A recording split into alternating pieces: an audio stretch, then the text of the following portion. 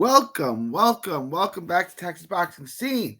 I'm going to get into this Vergil Ortiz story today. Friday night, it broke that Vergil Ortiz split with his famed trainer, former trainer, multi-time trainer of the year, Robert Garcia.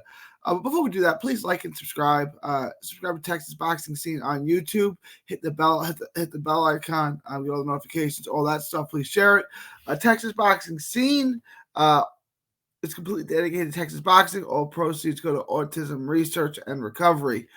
So please help us get this monetized, get this up and running. It's a brand new channel. Please help us get this up and running. All right. I do want to get into this a little bit. Vergil Ortiz, it was announced on ESPN. There's a Boxing Scene article. Robert Garcia came out and did a YouTube video confirming it that Vergil Ortiz is no longer training with Robert Garcia. After the August 14th fight he had with Ajivis Kavalauskas, there was kind of, I don't want to say hostility, but that Vergil Ortiz that was the main reason that Garcia articulated. If you remember, Garcia was in the corner of Josh Franco, Oklahoma. He wasn't in the corner of Vergil Ortiz, who was fighting. He had a hometown fight. I think it was in Frisco, maybe. It was in the Dallas area. I think it was in the Star of Frisco.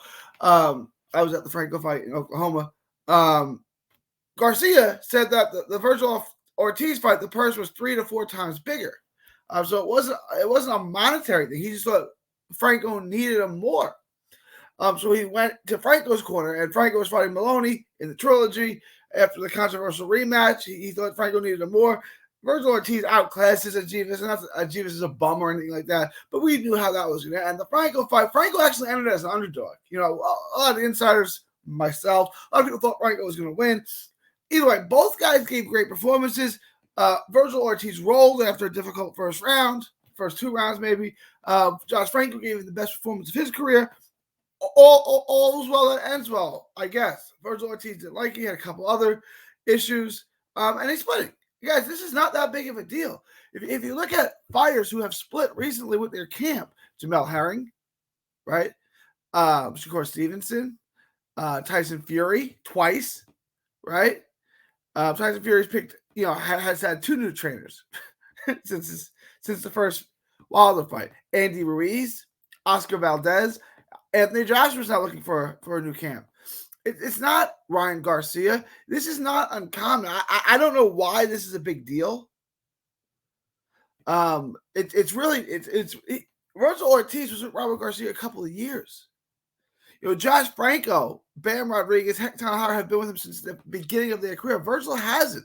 So I don't see why this is such a big deal. He's with Joel Diaz, where he got himself up on him. Then he switched to Robert Garcia's camp, and he's been there a couple of years. He was at Joel Diaz's camp probably just as long, close to it. And now he's moving on. Robert Garcia thought he was training with his dad. The rumor came.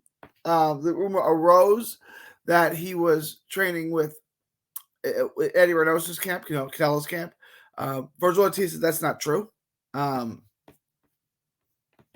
everything seems amicable with him and Garcia, right? He just wanted to move on. He didn't like that Garcia went to Josh Franco's camp. But it is what it is. I don't see how any of this is that big of a deal. But now Vergil Ortiz is going to move on. Look, Vergil Ortiz is one of the best young fighters, if not the best young fighter in the sport. Robert Garcia is one of the best, if not the best trainer in the sport. Robert Garcia has had fighters come and go, and Vergil Ortiz has gone to different camps before. Both guys are going to be fine, right? Like, both guys are world-class professionals at the highest level.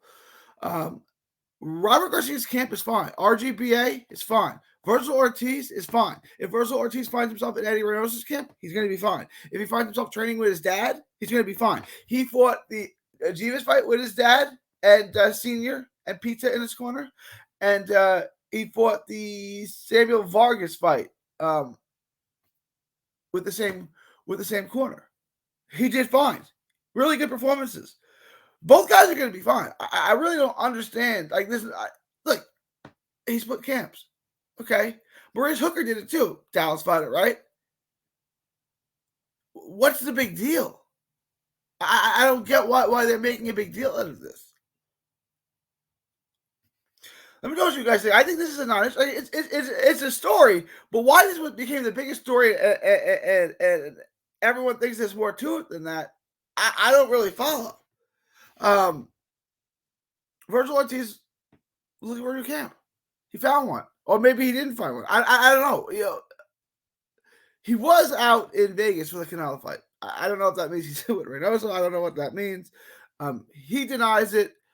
So I'll take it. You know, Vergil. Vergil was met Vergil's open book, right? He doesn't hide much. He's not an egomaniac or anything like that. Pretty modest kid, pretty humble kid who pretty open book too.